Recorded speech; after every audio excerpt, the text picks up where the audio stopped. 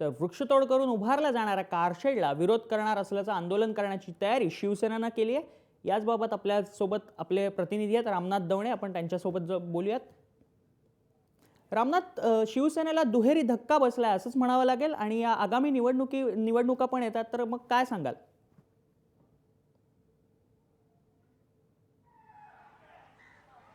तर मग नक्कीच आपण पाहिलं की मेट्रो 3च्या प्रकल्पाला जे आहे शिवसेनेचा जो विरोध आहे हा पहिल्यापासूनच पाहायला मिळतोय।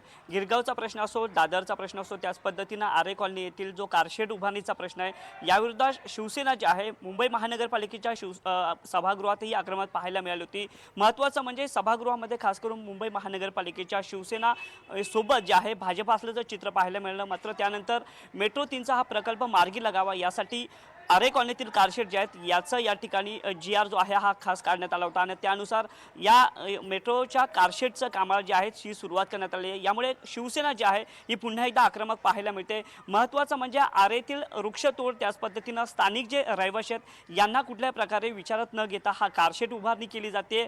कुठे ना कुठेतरी मुंबई महापालिका निवडणुकीच्या तोंडावर जे आहेत अशा पद्धतीनं भाजपा जे आहेत हे संपूर्ण केवळ धूळफेक करण्याचा प्रयत्न करत असल्याचा आरोप देखील शिवसेना करताना पाहायला मिळते। आपण पाहिलं की ज्या पद्धतीनं कारशेडच्या उभारणी संदर्भात जे आहे स्वतः शिवसेना प्रमुख उद्धव ठाकरे जे आहेत, पक्षप्रमुख उद्धव ठाकरे यांनी देखील आपली भूमिका स्पष्ट केली होती। मात्र त्यानंतरही मेट्रोच्या कारशेडच्या कामाला जे आहेत सुरुवात झालेली आहे।